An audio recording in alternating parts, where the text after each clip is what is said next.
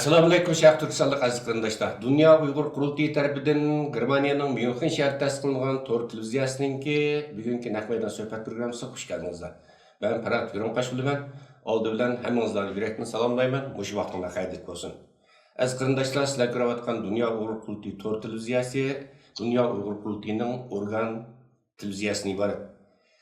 Dünya Uyğur Qurultayı Tor televiziyası Birleşken Devletler Teşkilatı İnsan Hakları Umum Bayannaməsinin ve xalqaralıq qanun tüzümlərinin şundaqla özləri turuyotgan dövlətinin qanunlarına qattiq əməl qılğa asasda təşviqat etdiriyotgan mərkəzi təşviqat vasitəsindən ibarət. Hörmətli qarindaşlar, bugünkü naq meydan söhbət haqqında sizlərə oldun elan bergandik. Bugünkü söhbətimizdeki asasi məzmunu hazır bütün dünyada Uyğurlar içində emas, hətta chet elliklər arasında zor təsir qozğan və chet el mətbuatının, bulubmu qərb mətbuatlarının, xalqaralıq kişi hüquq təşkilatınınki qiziq temalarının biriga aylanğan Meto Uyğur, yəni Məmu Uyğur degan şuar ostida berilayotgan bu kampaniya haqida bo'ladi. Bu qanday boshlandi bu kampaniya? Bu boshlanishiga sabab nima? Buning sababchi bo'lgan asosiy omil nima? Bu haqda bo'ladi va bu kampaniyada diqqat qilishga tegishli nuqtalar buni cho'riga asosda suhbat olib boramiz va bugun biz bu harakatni boshlagan va buning patent egasi Meto Uyghur, ya'ni Məmu Uyghur kompaniyasininki ijodkori, ijodchisi, patent egasi Finlandiyadagi bizningki aktiv, jangovar, fidokor yoshlarimizdan Finlandiya Uyg'urlarga yordam tashkiloti, ya'ni bir xalqaro bir tashkilot, Uyg'urlarga yordam tashkilotining quruvchisi va raisi doktor Xalmurat Uyg'ur hozir ekran oldimizda. Assalomu alaykum. Riyosatchi apandim, yaxshimisiz? Assalomu alaykum hurmatli ko'rguvchi qarindoshlar. Va alaykum assalom, hurmatli Xalmurat inim deb turayli, hurmatli Xalmurat apandim va yoki inim, xush keldingiz. Atayda vaqtingizni chiqarib ziyoratimizni qabul qilganligingizga alohida sizga rahmat aytamiz, chunki siz nihoyat oldirash hozir, chunki siz boshlagan bu kompaniya hozir butun dunyoda nihoyat zo'r ta'sir qo'zg'adi. Albatta sizni izlaydigan dunyo matbuotlari, xalqaro kishi huquq tashkilotlarininki xodimlarimiz ko'p bo'lsa kerak deb o'ylaymiz. Nihoyat oldirash, Alloh rozi bo'lsin.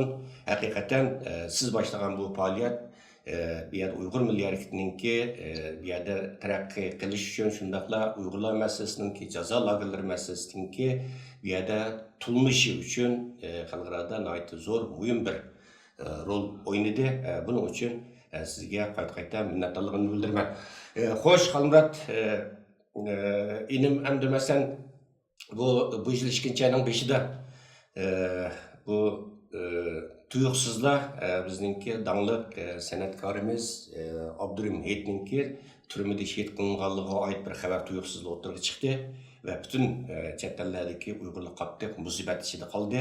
2-oyning 9-kuni Turkiya Tashqi ishlar ministrligining bayonotchisi maxsus bayonot e'lon qilib, Xitoyni qattiq aybladi, jazo lagerlari masalasini aybladi va Abdurim Hetninki oqibati haqida aniq ma'lumot berishni Xitoy hukumatidan talab qilgandi. 2-oyning 11-kuni kelgan vaqtida agar xatolashmagan bo'lsam, Xitoy hukumati nihoyat qisqa bir video Abdurim Hetninki turmada qilgan so'ziga oid bir videoni e'lon qildi va Abdurim Hetninki hayot ekanligini hozir turmada tekshirilayotganligi bayon qilingan buningda. Va shu kunning o'zida, ya'ni xatolashmagan bo'lsam, yana 2-oyning 11-kuni siz bir shuarni o'tirib qo'ydingiz, Meto Uyghur, ya'ni Məmu Uyghur. Ya'ni konkretlab aytgan vaqtida sen Abdurim Hetninki filmini ko'rsatding, saqich ekanligini bu yerda isbotlashga tirishding, ammo mening ota-onamninki ko'rinishini ko'rsat va shu jazolarni bir yetayotgan butun qarindoshlarimizning rasmini ko'rsat degan mazmunda va nihoyat chaqqanda endi bu haqiqatan odamni insonni hayron qoldirdi. Masalan, shu kunning o'zida chaqmoq tezligida biz Uyg'urlar to'mirni qizig'ida so'qdigan bir gap bor. Sizlar nihoyat to'mirni qizig'ida so'qdinglar va bu shuvonni o'tirib qo'ydinglar va shundoq tez umumlashdi bu harakatlarda. Avval Uyg'urlar ichida, undan keyin chaqmoq tezligida chet elliklar orasida va nimada. Hatto bizning Dunyo Qurultayiningki rais Do'qon Aysapandim bu da oxirgi qatim Amerika tashqi ishlar ministrligiga kirgan vaqtida, shu ko'rishga kirgan vaqtida Dolqun Esa efendim ig'iz eshitishdan burunla Amerika Tashqi ishlar ministrligininki mas'ul xodimlardan biri, muhim odamdan birisi mushu sizningki Meto Uyg'ur kompaniyasini tilg'abdi va bu kompaniyaning nihoyatda muhim ishkanligini u yerda ta'kidlabdi-da hamda. Bu yerda Dolqun Esa, Umar Qanot va boshqalar buni anglab intayin qo'shibdi va sizni intayin suyunibdi. Xo'sh, gapni uzatmay qolmadim, sizga de bu aql nima bu fikr qanday shakllanib shundoq tizda hamda. Ondan keyin bu sizningki boshlagan bu Meto Uyg'ur faoliyatining bundoq tiz umumlashishida nima sababchi bo'ldi? Bu jarayon qanday bir harakat olib bordingiz zaten?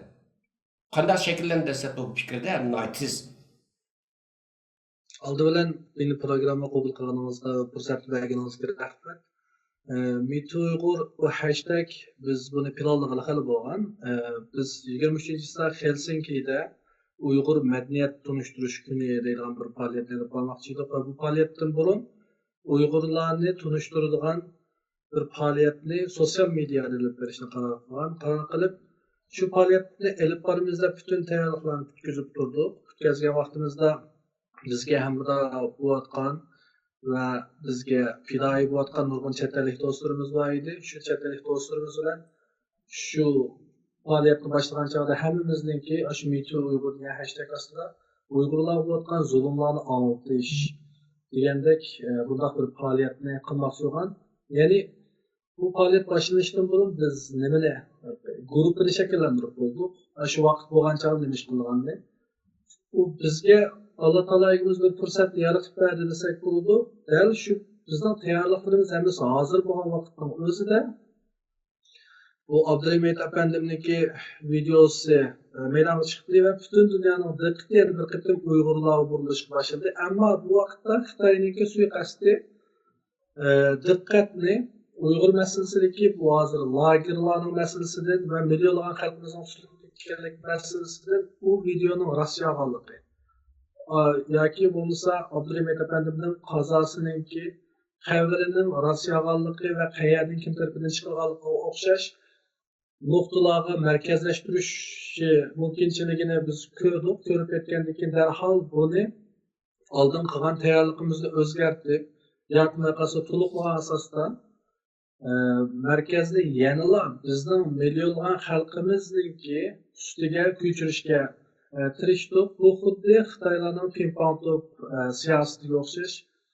Türkiye ping-pong topni Xitoy tarafga urib o'tdi. Xitoy bo'lsa ping-pong topni Türkiye'ye karşı vuruşulan bilirler, dizgin partipatı. Yani bizni ular yalğancı, bu davatkan milyonlagan adamın sulanganlıqını yalğan deyen o'xshash bir narsa qilmoqchi bo'ldi. Bu orqali to'xta Abdurahmet Efendim'nin videosini sen ko'rgazdim. Ondaq bo'lsa bizning nurg'un qarindoshlarimizniki, milyonlagan Uyg'ur, Qozoq qarindoshlarimizniki ularning videosini biz ko'rgaz, ular hali ham hayotmi degan bir savolni chiqarmoqchi bo'ldik. Oldi bilan bu qarindoshlarga bu faoliyat qatnashgan shu qarindoshlarga rahmatimni aytaman. Albatta bir Uyg'ur o'sibimiz bilan bu bizningki qilishga tegishli majburiyatimiz. Bu yerda bir narsani qistirib o'tsam, mening otam bilan opam 24-dekabr 2018-yili lagerlardan o'xshash kuni qo'yib etildi. Ular bilan bir qator telefonda ko'rishdim. Telefonda ko'rishgan vaqtimda ularningki salomatlik ahvoli qaysiyatlaridan yaxshi degan xabarni berdi. Ammo undan keyin qaytib ko'rish fursati bo'lmadi. Hali ham ular uyda nazarband ostida yashayotdi.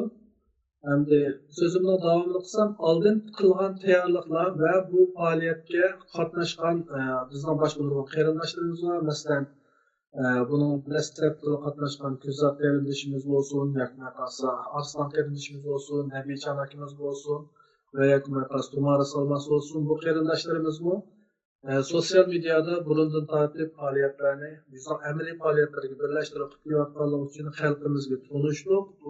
Shunday boshqa xalqimizni qo'zg'ashda bu qarindoshlarimiz nurg'un tepkisi bo'ldi. Ham bundan avval biz 2018-yil faoliyatlarni boshlab qilgan vaqtimizda 2018-yildagi planlarni butun tuzib chiqqan va kelgusida nima ishlar sodir bo'ladi deb oldin tuzgan planlarımızga asasen faoliyatlarımız ve bir qancha kompaniyalarimiz faoliyatlarimiz qilish orqali Yevropadagi 9 davlatga va Yevropa Sirtlik boshqa davlatlarga qo'shilib 2018-yili 13 davlatga Kılıngan ziyaretler şu devletlerdeki özümüzden diasporada yaşamaktan, muhacirat yaşamaktan perindaşlarımızdan görüşüp ularninki işencisiga erişkenligimiz ve ularning bizni öz ko'z bilan ko'rganligi ve bu faaliyetninki başlanışına bir xalq asosi yaratdi deb o'ylayman. Bu hargizmi bir kunlik yoki birdamlik qizg'inlikdan darhol paydo bo'lgan ish emas deb o'ylayman.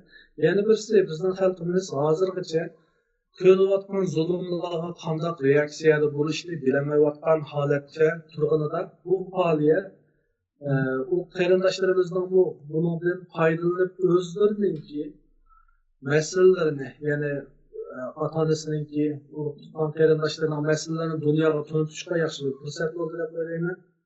Hem bu faaliyetni boshlashga yana bir maqsadimiz bu Uyg'ur qarindoshlarga ashunga o'xshash bir platforma hazırlab berish edi. Bu platform Alloh hamd olsun hazırlandı. Nurg'un qarindoshlarimiz bu platformdan, yani bu sahnadan foydalanib turib o'zining urug' tuqqanlarininki meselelerini dünyaya bir takım anlatkan oldu. Bunların yolumuzda asasında bütün Uygurlarınki, cümleden bütün Şarkı Türkistanlıklarınki, Kazak, Kırgız, başka başlarının beşikli ötken zulümler, yeni bir kıtım mınlıgan guvahçılar ve Uygurlara destaşık bildirilgan hakkaniyetçi, mınlıgan olmalıgan başka Uygur olmayan kırındaşlar, Rusyalılardan katmış yapılıp, dünyanınki gün tertibiyen bir kıtım geldi. Bu bir adamın yoki bir teşkilatning kuchi bilan bo'lgan ish emas.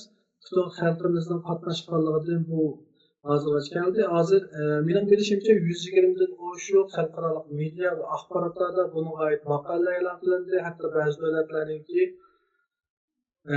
davlat rahbarlari, masalan Mark Rubio apandim bu Uyg'ur hashtagini ishlatib New York Times'da e'lon qilingan bir parça makaleni o'zining Twitter'ga attı. Bundan keyin ashunga o'xshaganidek nurg'un davlat siyosatchilarninki yoki bo'lmay qolsa san'at cho'lponlari, futbol cho'lponlari, kishilik huquq cho'lponlari yoki chempionlarninki bu faoliyatga qatnashib Uyg'urlar bilan ishlashni borliq ishbadilishini so'raymiz va qarindoshlarimizninki Metu Uyg'ur hashtagni o'zimizning bir marksist qatorida davomli ishlatishimizni ve bu faaliyetni to'xtatib qo'ymay davomli qilgan vaqtimizda dunyoning diqqati Metu Uyg'ur orqali bir albomning ichiga kirib, hammamizning dardlari xuddi bir albom o'xshash shu birimizdagini ko'rgan odamninki quloq tushdi va shu Metu Uyg'urni bosgandan keyin butun boshqa qarindoshlarning orqa qilishini ko'rindi. Rahmat. Rahmat bu belki etraflı malumatınız için hakikaten insanı hayran kaldırdıgan, bütün Uygur'un suyundurduğun bir hadise. Çünkü yaman terakkiyat pek tez.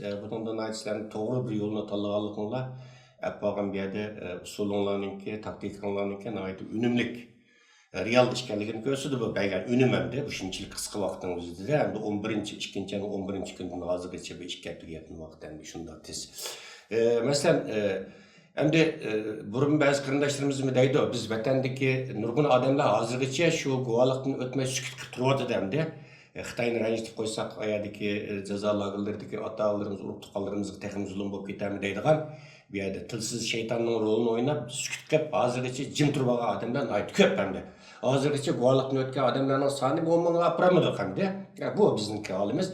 Ammo sizningki ota-onangizni o'tkazish 2018-yili qo'yib beribdi, nazorat ostida ekan, shundaqdimi siz to'xtab qolmay bu harakatingizni texmo yuqori pallaga ko'tarishga tirişivatsız.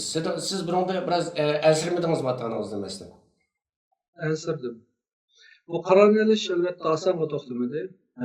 Men opamninki yolg'iz o'g'li. Otam tarafda mening bir uyga inim bor. Boshqa urug' tuqqanlarimmi nurg'unisi anglashimcha lagerlarga kirib ularni qo'yib yetilibdi.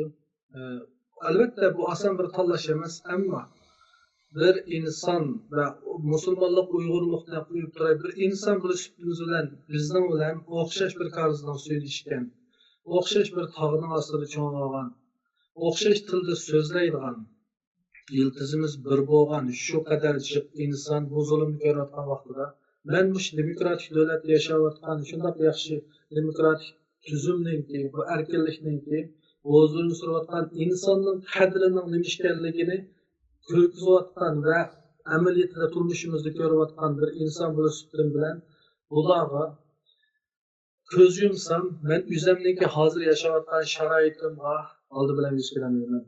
Onun üstüge ben özel bir Uygur. Tigimizde sürüştürgen çağda bu benim boğulurum. İki qatimliq Sharq Turkiston Cumhuriyet inqilobi qatnashgan, ular gerçi qahramon bo'lmagan bo'lsa-mu, o'zining milliy va imoniy majburiyatini ado qilgan. Ham shularning bir avlod o'stim bilan bu majburiyatni bosh tortishdan o'zimni tortib olamadim. Yani bizde ben bir musulmon bo'lishimiz bilan biz Allohdan boshqa narsadan qo'rqsak, Alloh keltirgan cho'ng shak bo'lib hisoblanadi. Xitoy hukumati albatta dunyodagi eng cho'ng davlatlardan biri, eng boy va eng qudratli davlatlardan biri. Ammo osmon bilan zamin oralig'idagi barliq mavjudot yaratgan Alloh taololigimiz uningdan cho'ng. Bu shunga bo'lgan bir e'tiqod va bu shunga bo'lgan bir ishonch bilan odamiylik, yani insondek yashash, qanday qilganda normal inson bo'ladi degan shunday bir tushunchalar bilan bu faoliyatni davomlashtirishni qaror qildim. Albatta bu javoblar balki g'oyaviy bo'lishi mumkin, ammo rostdan qanchada hozir nima bo'ladi, erta nima bo'ladi uqmaymiz. Rahmat, Allah razı olsun. Aferin, hakikaten aferin. Hem de sizlerdeki yaşlarımızın sanı kançı köpeyse milletimiz şunca ümitlindi. Sizler çünkü yaşlar bizden milli müstakillik hareketimizin kelgisi istikbali, davayımızın geleceği, halkımızın, milletimizin geleceği. Aferin. Bundan zor bir fidakarlık çünkü bunda kararını verişim asan emez. Xuddi bazı Uyghur siyasi kuzatkichlarimiz deyapti. Biz egerçen bu yerda qo'rqib qolganimiz Xitoydan qo'rqib keşlik qo'yamiz deb biz nima qilmasak, igi chiqmasak, igisi yo'q ekan deb texim o'ttirdi, qirdi, chapdi. Biz buning igi chiqsa to'xtabdi, igisi vaka ayada vaqirab chaqirib bizni xalqaro rezil qilyapti deb nima qiladi. Oddiysi o'tganda bu kuzat inimiz kep tarjimonlik qilgan bu bir qozoq qizning keliki Yevropa parlamenti guvohlikni berish masalasi de ash qozoq qizningki degan gapni aytdi, muhim bir gapni qildi. Men bir yilgacha yo'ldishimni kirib ketgan jazolarga men gaqib qo'ysam bu texmi zulm sevkatimizdan deb bir yilga sukut qildim. Keyin qarasam bu ish qo'yib turadigan bir alfoz yo'q. Shuning bilan men butun nimalarga xalqaro tashkilotlarga injillarga berib to'xtamay guvohlikni o'tgandan keyin hatto Xitoy soqchilari menga aytan telefon qilib yolvorib biz yo'ldishingni qo'yib o'taylik, buni qo'yib o'tdik. Sen zuvaningni yig'sang, mushu ishingni to'xtatsang biz yo'ldishingni nimaga chiqarib o'tamiz, Qozog'istonga chiqarib o'tamiz deb hatto telefon qilib yolvorganda endi. Demak, bu yerda Uyg'urlar buni bir Uyg'urlarga bir savob qilish kerak deb o'ylayman. Rahmat, opirin haqiqatan masalan siz o'tgan 2018-yili bu mush keyingi bir 2 yilning ichida olib borgan ba'zi harakatlaringiz bu chet ellarda bo'lib o'tgan yili boshladingiz Yevropadagi 10 dan ortiq shaharni aylanib yurib erkinlik karvoni degan nomda yoshlar faoliyatini olib bordingiz. Bu chet ellarda muhojirat yoshlar harakatining jonlanishi nihoyatda zo'r bir buning bir ta'siri bo'ldi. Xalqimiz ichida bir hayajon paydo bo'ldi. Bo'lib yoshlarimizningki da'voga bo'lgan qiziqishida nihoyat yaxshi bir rol o'ynadingiz. Masalan bu hozirgi bu Metu Uyg'ur yani men bu Uyg'ur degan shior ostida qilayotgan bu kompaniya texnik kengayapti hozir. Bag'asi buning darajasi yuqori ko'tarilyapti. Hozirgi sharoitda bek muhim bu, chunki bugun Birlashgan Davlatlar Tashkiloti Inson huquqlari umum komitetininki 40-navbatdagi yig'ini boshlandi, bu bir oy davom qildi. Bunda bir sharoitning o'zida bu kompaniyaninki mos qadam deb birlashimi bu yerda Xitoyga kuchli bir besim shakllantirdi deb o'ylayman. Masalan, hozir bu faoliyat Turkiyada yomon kengayib ketdi. Turk xalqining ichida, yerli xalqning ichida masalan Metu Uyg'ur, Men Uyg'ur degan bu kompaniya. Ammo bu yerda ba'zi masalalarning ko'rilayotganligi chiqyapti. Siz bu vaqtda maxsus bir bayonot e'lon qildingiz. Bu kompaniyada ham siz patent egasi buningki Uyg'urlarga yordam tashkiloti buning patent egasi hamda. Buningda diqqat saqlanayotgan masala nima, diqqat qilish tegishli nuqtalar nima buningda hamda? Qanday tavsiyalaringiz bor buningda bu kompaniya bir jarayonida diqqat qilish tegishli? Rahmat. Oldindan Türkiye'deki Metu Uyg'ur faoliyatining boshlanishi Turkiyadagi qarindoshlarining qon tarbiyaligi bo'ldi deb o'ylayman. Masalan, Abdulla Aziz qarindishim ayni vaqtda men bilan telefonda ko'rishib, Turkiyada qanday qilsak boshlaymiz deb tajribalarni almashtirdik. Shuning bilan Abdulla Aziz qarindishimiz ishlagan bir video chiqdi turkcha. Undan keyin boshqa turk qarindoshlar bilan aloqalashdik. Ayni vaqt Turkiyaga borgancha turishgan turk qarindoshlar bilan aloqalashib, ularning atrofidagi odamlar bilan birlikte Muşmitu Uygur faaliyetinde sosyal medya kanat yayılışını talep kıldık, ötürdük. O kardeşlerimizden Allah razı olsun. Faaliyet ait muhabbetlik aldı oldu. Hazır görüvatkan meseleler nime degan chog'da Mitu Uygur hareketi olsun, yoki qasa Uygurlarga yordam beradi. Uygur Aid tashkiloti olsun, butunlay o'zimizningki shaxsiy iqtisodim bo'ldi hozirgacha. Sirtdan hech qanday bir yerdan iqtisod qabul qilib boqmadik, yoki qasa talab qilib boqmadik. Albatta nurg'un masalalar bor, ammo mening bilishimcha hozir Mitu Uygur nomida ba'zida iqtisod to'playdigan ahvollar ko'rilayotgan o'xshaydi va Mitu Uygur'ningki nimasiga ideyasiga ramdik. Qallat yurtlar ideyasiga xilof holda elib kelayotgan ba'zi faoliyatlar ekan. Masalan, bizdinki Mitu Uygur'ning elib faoliyatini boshlashimizga asos maqsad Uyg'ur da'vosiningki dunyoda odatdagi odamlarga qadar tunilishi. Ammo buningda biz boshqa o'xshash da'volarningki zihni birligini qilsak bo'lmaydi. Yakunmay qolsa ma'lum bir din, yakunmay qolsa ma'lum bir siyosiy qarashlarga hujum qiladigan nayzi pichoq aylantirsak bo'lmaydi deb o'zimizning tuzgan yozuv planlari bor. Shu plan bo'yicha olib bordik. Hozirgacha shunday keldi, ammo turmayapsizki ba'zi qarindoshlarimiz Mitu Uygur boshlangandan keyin biz sosyal medyada boshqa yerda meniki Facebook betimdan va Uygur Aid'niki Facebook betidan boshqa biz Mitu Uygur'ga Facebook beti yoki boshqa sosyal media betlarini ayrim ochmadik. Hozirgacha shunday. Shu nomda o'zligidan Mitu Uygur nomida Facebook betlarini va boshqa betlarni o'zligidan hatta Twitterda men bilishimcha Mitu Uygur nomida qancha o'nlagan betlar ekan. Shularni nima agar shuningki logikasiga yoki qas ideyasi uyg'un holatda buni davomlashtirsa albatta o'zimizga buni qarshi fikrimiz yo'q, chunki bu Uyg'ur milliy da'vosini xalqaralashtirish, ya'ni yuqori saviyada emas, tuman saviyadagi xalqaralashtirish. Bu yerda tuman saviyadagi xalqaralashtirish deyishimda ta'birlasam, odatli xalqlarga. Ya'ni sizning qo'shningiz mening qo'shnim degan o'xshash odatli xalqlarga buni tunishtirish va odatli xalqlarningki Uyg'urlar bilan tushunchasi tunishini talabi mo'llashtirish maqsadi bo'lgan.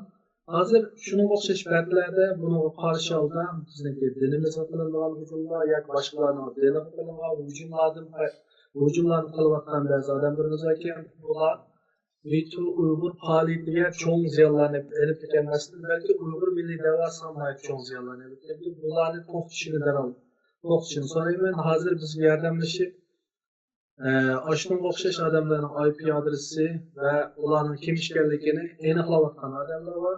Agar bir masala ko'rilsa, bizningki da'voyimizga ziyon kelsa, albatta biz buni so'roq qilamiz. Biz shu qadar javob qilgan bo'lishniki, Uyg'ur xalqiga xabar bo'lgan bo'lishniki, boshqalar tomonidan dafsan qilinishini biz albatta qarab turmaymiz. Ve bununla bu orqali o'ziga iqtisod to'playdigan va shaxsiy manfaatchilik qiladigan shon-shuhrat to'playdigan ishlarimiz bilan qarshi bu bir odamning shaxsiy narsasi emas, butun Uyg'ur xalqiga va bu yüzden biz bunu qo'llash uchun qo'llash tadbirlarini olyapmiz. Rahmat. Masalan, bu sizlar yasaştığınızda kurulgan Uygurlarga yordam tashkiloti, ya'ni Uyg'ur Aid. Bu tashkilot mana yaqindan yağı mesela bir qancha kun burun tunagan Germaniya matbuotida ko'rdim bu vaqtdagi xabarni. Germaniya Dolquli Radyosu'nun xabarida chet el matbuotida ko'rdik. Nayt tizil tulinib ketdi-da, tunilgan bir tashkilot aylandi bu bir kishilik huquq tashkiloti aylandi, mesela Uyg'urlarga yordam tashkiloti. Bu tashkilotlarningki rahbarlik heyeti, bunun tarkibi, bununki maqsadi, g'oyasi, prinsiplar nima bu tashkilotlarningki? Uyg'urlarni bir bilib qolsin deymiz. Ko'p hollarda bu chet el matbuotida e'lon qilindi bu vaqt tushuncha berildi. Bu kurulganda bizning yerlik Finlandiyalik bizning o'zimizning do'stlari va atrofimizdagi qarindoshlardan birlashib qurilgan. Ham asos bu Finlandiyaliklar qurgan bir tashkilot.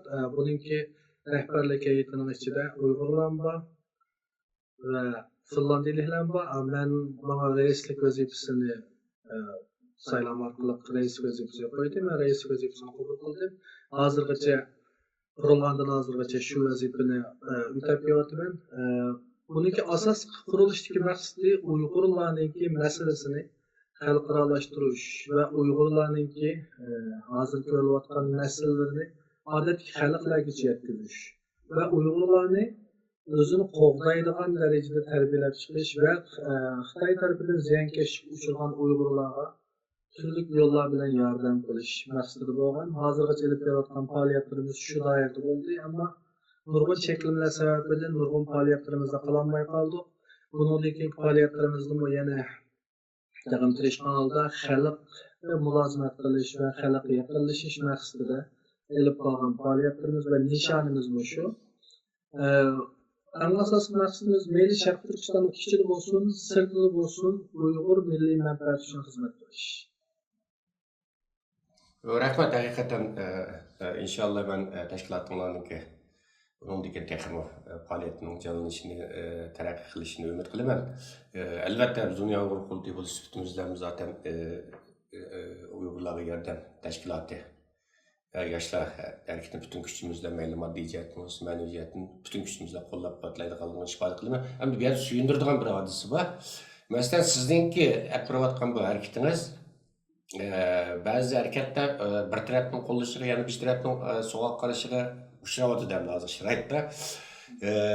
Ammo siz boshlagan bu harakat Dunyo Uyg'ur qurultiyi albatta shuning ichida o'xshamagan qarashdagi, o'xshamagan fikrdagi butun tashkilotlarningki o'rtaq qo'llashiga erishdi. Ya'ni ma'lum aytgan vaqtda o'xshamagan tashkilotlar, o'xshamagan fikrdagi tashkilotlarning siyosiy faoliyatlarimizda Metu Uyg'ur bir araga keldi-da endi.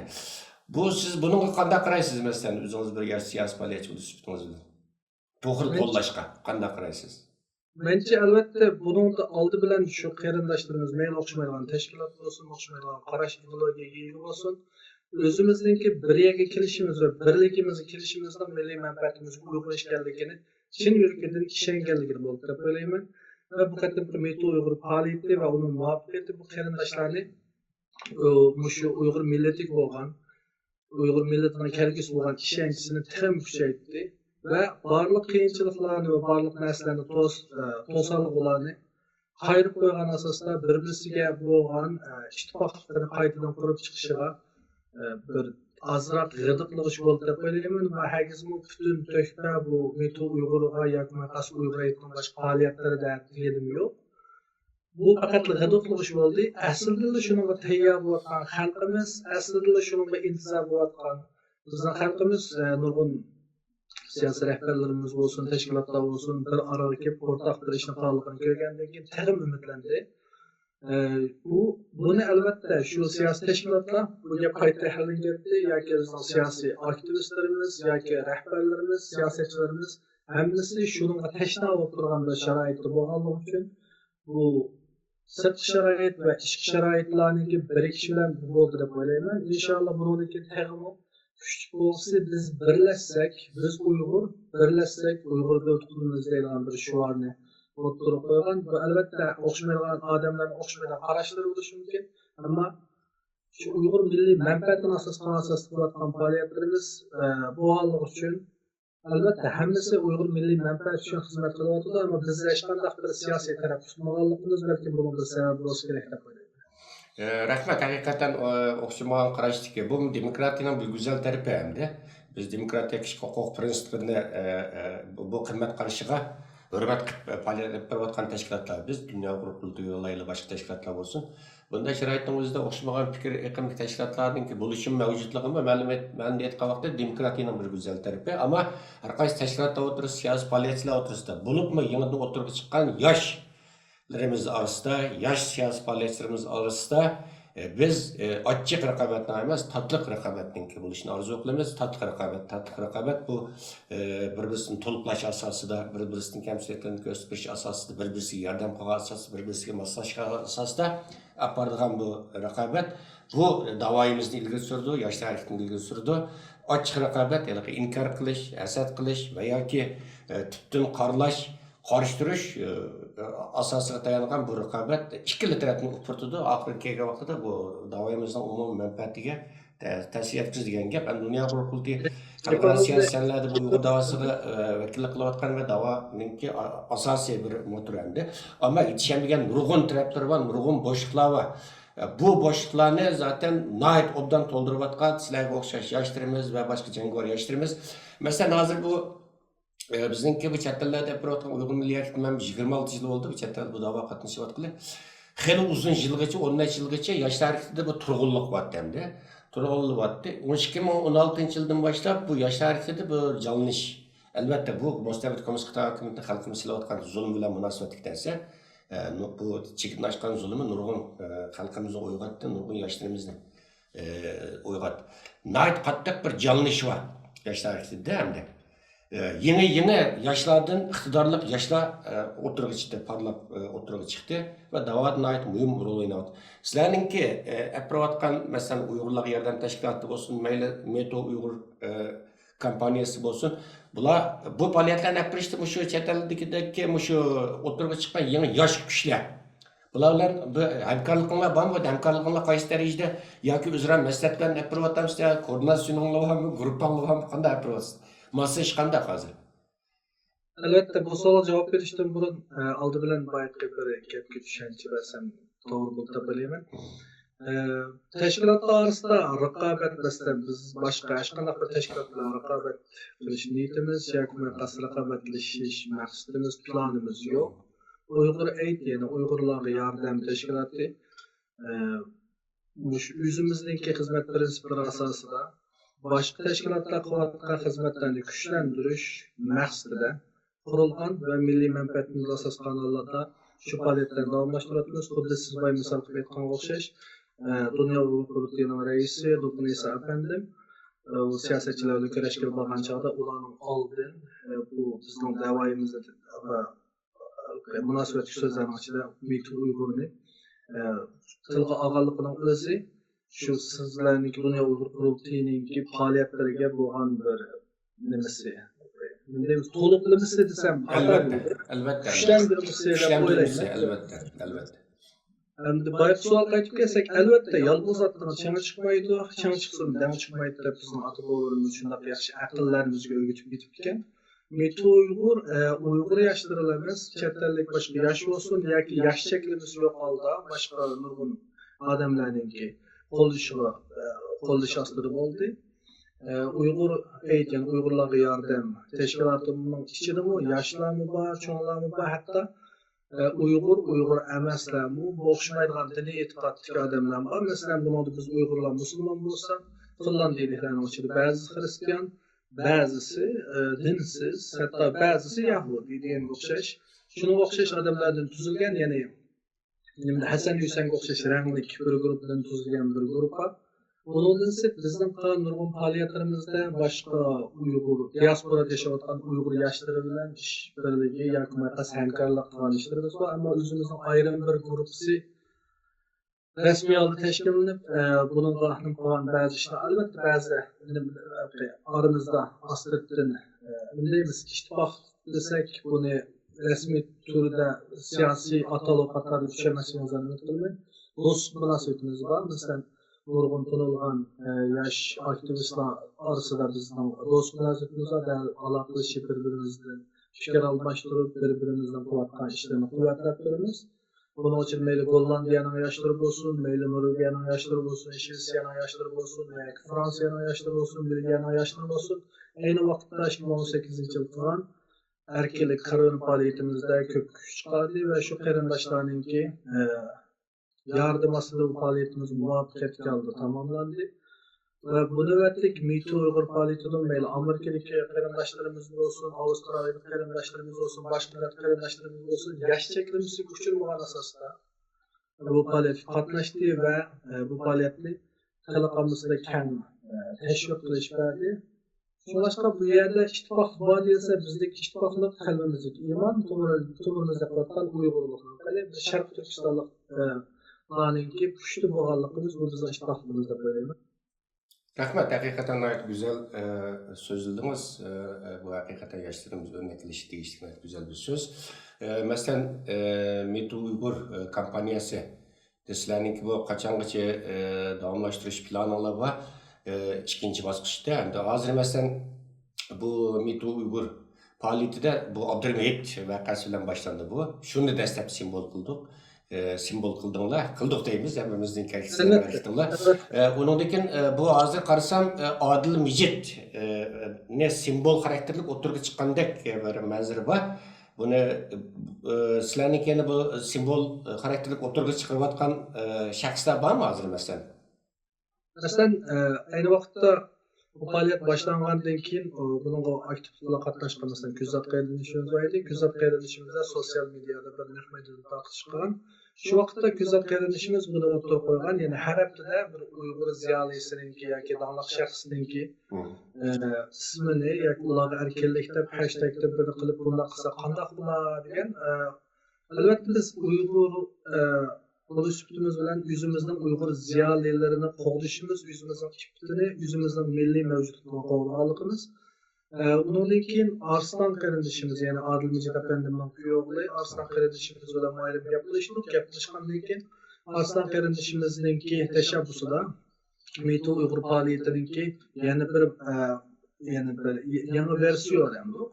Yan altıda MeToo Uygur, Free Adil Mijit diye bir faaliyetini elip verişini karar kıldı ve Adil Mijit heptilecek alandan ki bu faaliyette mesela Tumarız kardeşimiz var, Nebican alakimiz var, ondan keyin Bahram kardeşimiz katarlık birkaç qarindoshlar ortak bir yerga maslahatlashgandan keyin bu faaliyetni boshladik. Bundan keyin albatta shunga o'xshagan boshqa Uygur ziyolilarininki obrazini xalqaralashtirish orqali Xitoyninki bizga qilayotgan tuhmatlarga qarshi javob bermoqchi. Masalan, Xitoyning bizga qilayotgan tuhmatlarida terrorchilarni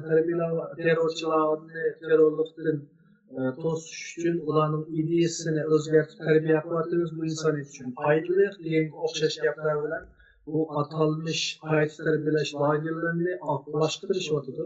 Biz bunga qarshi holda masalan bundaqda hozirgi 2017-yildan hozirgi tuzilgan bu shu 338 ming bilishimcha dunyo Uyghur Prezidentining betida e'lon qilindi. To'g'ri. 338 intellektual yani ziyolininki, danglik Uyg'urninki tutilishi bularninki davatgan gaplarning butunlay yolg'on ekanligini isbotlaydi. Buning uchun biz Xitoyning hozir aytayotgan yolg'onlarni isbotlashning biri va uninki degan so'ziga qaytarma zarba berish ustida bu faaliyetlarni olib bordik. Bu yerda faqat Adil Mijitlar emas, bu yerda nurg'un boshqa qarindoshlarnikini haqiqatdan boshlab qilsak bo'ladi.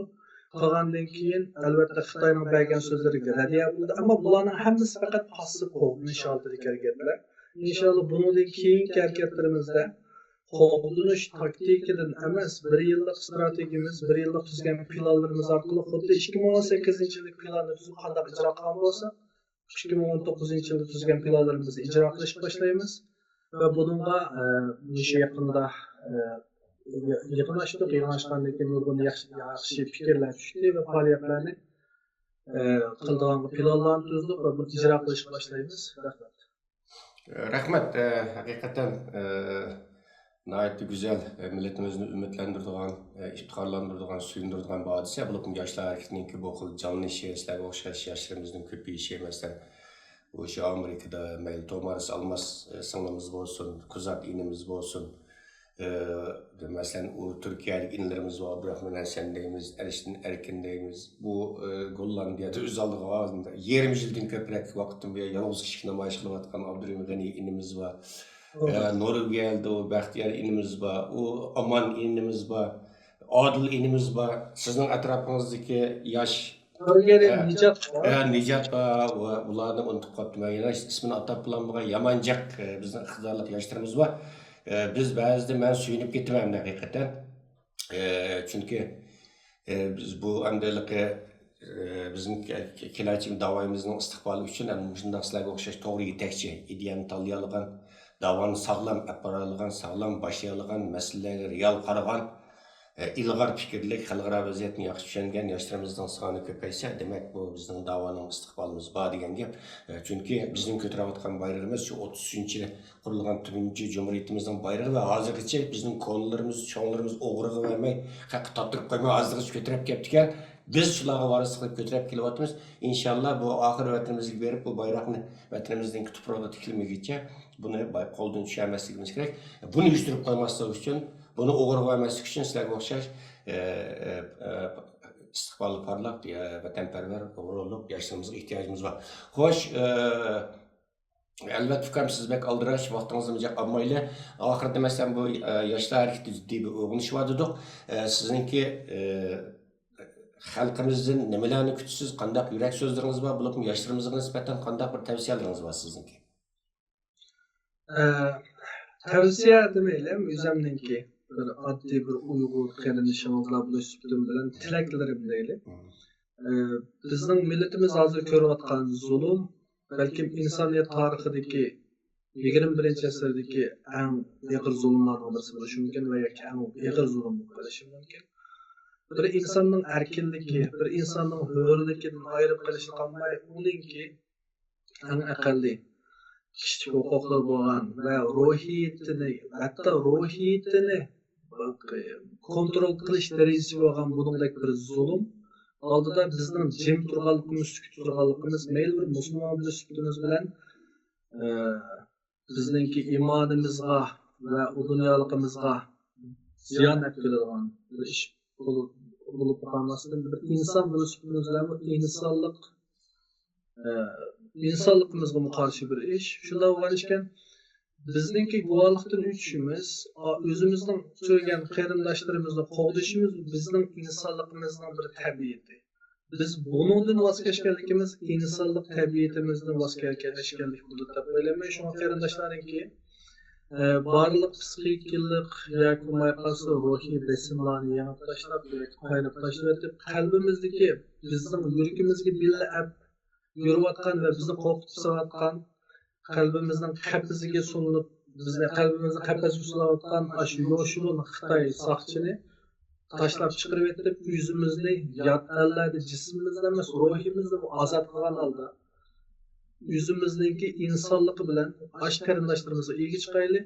Oldi bilan qarindoshlarimizga ega chiqqanimizda u chog'da biz tuproqimizga ega chiqalayotgan inson bo'lamiz. Albatta bu bir-biriga zid narsa emas. İnşallah vatanimiz Şarq Türkistonda bir azad holatda g'urur bilan mag'rurlanib yashaydigan bir kunlar faqat qo'limizga kelgisi. Bu albatta bizning tirishchaligimizdan bo'ldi. Bu bir xalmuratninki va yoki bundan xalmuratning ishi emas, bu har birimizningki qo'lidan keladigan ishi. İnşallah birlashaylik. Birlashgan vaqtimizda biz davlat qila olamiz.